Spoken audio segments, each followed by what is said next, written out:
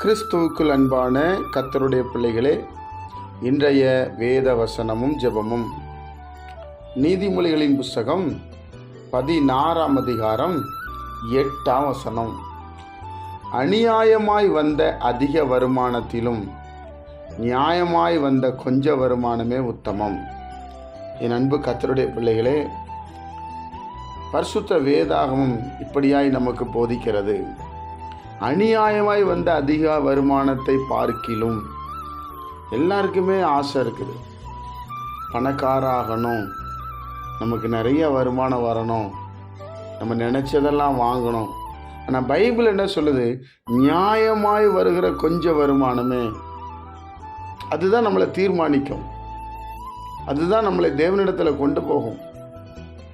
இந்த பூமியில் நம்மளை உண்டாக்கின கர்த்தரிடத்தில் கொண்டு போகிறது இதுதான். அதனால தான் ரொம்ப கவனமாக இருக்கணும். அதிகமாக வருமானம் வரும்போது நம்ம ஆண்டவரை விட்டு விலகுறோம்.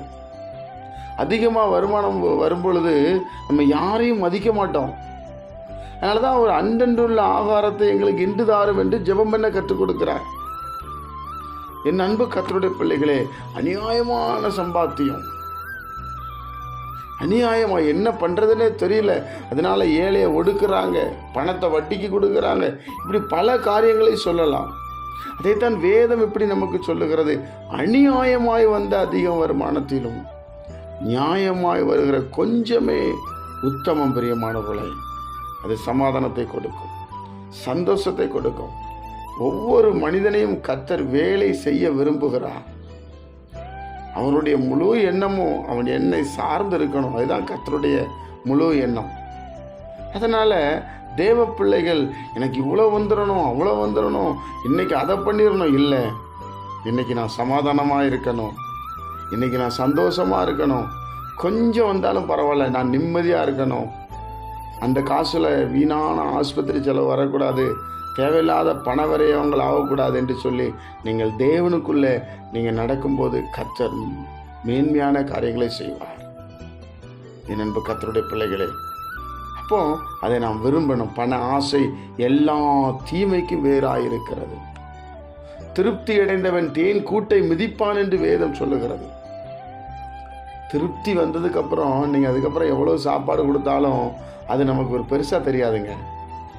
அதுபோல தான் ஆஸ்தி மேலே நமக்கு இருக்கணும். ஜெபிப்போமா? பிதாவே, உம்முடைய குமாரன் இயேசு கிறிஸ்துவின் நாமத்தில் நாங்கள் வருகிறோம். அநியாயமாய் வந்த அதிக வருமானத்திலும் நியாயமாய் வந்த கொஞ்ச வருமானமே உத்தமம். அன்றைய பிரசன்னம் எங்கள் மத்தியில் இறங்கி வரட்டும். இந்த நாளை எங்களுக்கு ஆசீர்வதித்து தாரும்.